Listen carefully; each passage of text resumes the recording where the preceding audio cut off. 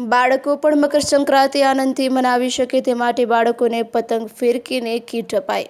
મકર સંક્રાંતિના તહેવારો બાળકો પણ આનંદથી ઉજવી શકે તેવા ઉમદા હેતુ સાથે આજે ઝુંપડપટ્ટી વિસ્તારમાં બાળકોને પતંગ ફિરકીનું વિતરણ સાથે અલ્પાહાર કરાવવાનો કાર્યક્રમ યોજાયો હતો।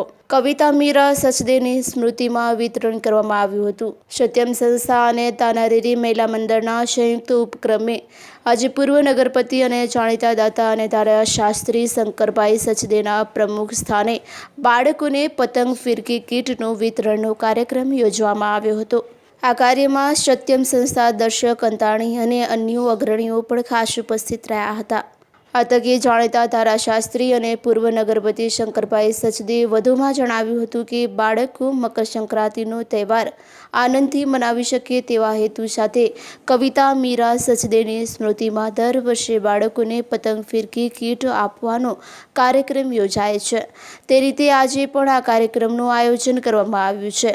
તેમણે મકર સંક્રાંતિ પ્રસંગે સૌ કોઈ નાના મોટાઓને શુભેચ્છાઓ પાઠવી હતી। શુભેચ્છા પાઠવ્યા બાદ પતંગ ફિરકી કીટનું વિતરણ શંકરભાઈ સચદેના હસ્તે કરવામાં આવ્યું હતું અને સાથે સાથે બાળકોને કીટની સાથે નાસ્તાનું પણ વિતરણ કરવામાં આવ્યું હતું, જેમાં શિયાળાના ખાસ ધ્યાનમાં લઈ અલ્પાહારનું વિતરણ કરવામાં આવ્યું હતું।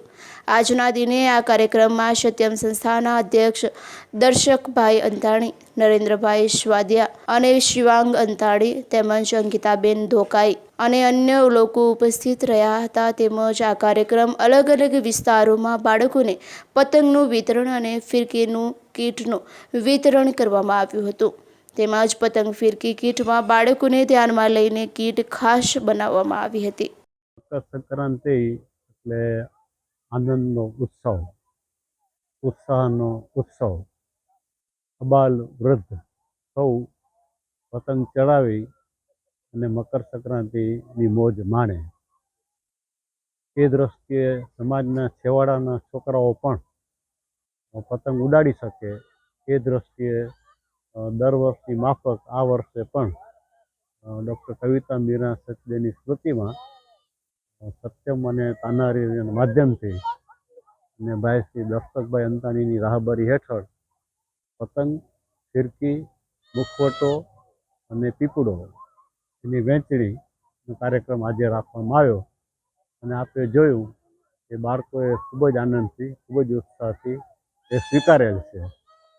આઝાદીના 77 વર્ષ પછી આપણા દેશે દરેક ક્ષેત્રમાં સારી એવી પ્રગતિ કરી છે, પરંતુ છતાં એક વાસ્તવિક પરિસ્થિતિ એવી પણ છે કે આજે પણ આપણા દેશમાં ગરીબી, વ્યાપક બેરોજગારી અને મોંઘવારી અને ખાસ કરીને ખાદ્ય પદાર્થોની, શાકભાજીની મોંઘવારી કે જેની સીધી અસર સમાજના ગરીબ અને છેવાડાના માણસો પર પડતી હોય છે। એ લોકો સામાન્ય રીતે આવા આનંદથી વંચિત રહી જતા હોય છે। તો એ છેવાડાના બાળકો પણ મકર સંક્રાંતિને દિવસે પતંગ પ્રેમથી, આનંદથી લહેરાવી શકે એ રીતે આજના કાર્યક્રમનું આયોજન કરવામાં આવ્યું।